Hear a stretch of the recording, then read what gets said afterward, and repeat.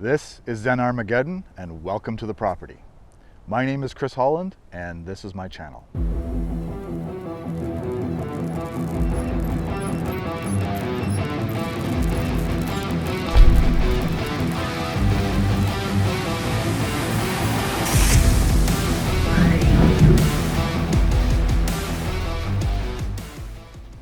So I created this channel out of a need, a personal need, from a certain amount of anxiety and stress that I've been starting to feel over the last several years, that the world that we live in is changing. That I no longer feel that I can comfortably expect that the future is bright. I'm hopeful, of course, but I don't feel like I can expect it. I've been feeling like I'm not prepared for any number of potential outcomes. That as we've come through the pandemic and the election strife in the US, climate change, environmental degradation, supply chain issues, economic strife, I feel like the life that I've been living does not afford me the degree of security that I want and need. I feel like I need to be more self-reliant. And over the last 6 months, I've spent a lot of time watching channels on prepping, on homesteading, on the outdoor lifestyle. And in that process, I've come to realize that the lifestyle that many of these things represent is not one that I think necessarily suits me. While I love being outdoors, I love working with my hands, I love solving problems, I don't necessarily want to define my lifestyle exclusively by the fact that I'm living off the grid, or I have a stockpile of goods and I'm getting ready for a war. That's not it at all. I don't want to be an alarmist. I don't want to suggest that I feel the world will end in any way, shape, or form. But at the same time, I feel a strong need to be prepared because I don't think such an outcome is impossible. When you look at what is going on in the world, and for me, what is happening here in Northern Ontario, that I can no longer rely on the fact that the comfort of the goods and food and weather that I've come to expect through my life is going to stay the same. And in watching all these different types of content, of different ways of approaching this lifestyle, I really feel that what I want to try and ensure is I can maintain some semblance of what it is that I enjoy about my life. And that doesn't necessarily mean sitting behind a desk and working at a computer, but I still want to be able to find leisure time. While I'm willing to work hard, I don't want to have to work from sun up to sundown and in order just to put food on the table. I want to ensure that I can use my brain and my skills to set up an infrastructure that I can occasionally not attend to, that everything won't fall apart because I had to take a day off.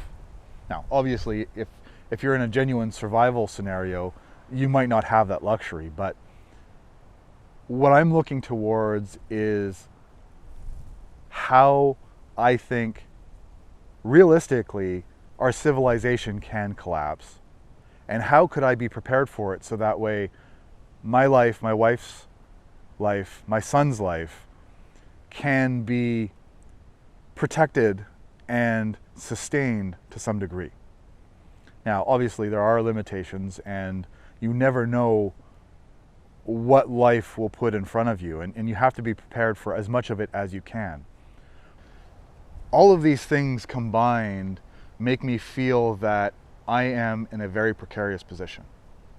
That at the beginning of the pandemic, when things were shutting down wholesale, I started to realize how little I actually had prepared. That living in a city as I do, I would have very few options in how I might tackle a survival situation. Now, that's not to say that I feel like all of a sudden all of the supports of civilization are just going to disappear in an instant. That's not it at all. What I want is to at least try to be able to develop an infrastructure, a place, a set of skills that will allow me to maintain at least some level of the life comforts that I've come to enjoy. I'm a tech guy. I always have been a tech guy, and I don't necessarily want to forego technology completely. I don't necessarily want to find myself where I can't partake of what's in the greater world as it continues to exist, because it's entirely possible that all the potential strife that I see will basically go away. But at the same time, I realize that the interconnectedness of civilization, at least in North America, means that a major problem, whether it's the pandemic and the disease mutates and becomes more virulent, more deadly, a major natural disaster like a large earthquake in California, or any number of things, could dramatically undermine what lifestyle I currently have. And if I don't make some real changes, I will be caught with my pants down. That the money that I earn, the money that my wife earns, the resources that we have will not be enough to allow us to survive. But as I go through this process, I do not want to become obsessed with survival. I do not want to become at the mercy of fear that something is going to go wrong. I want to create a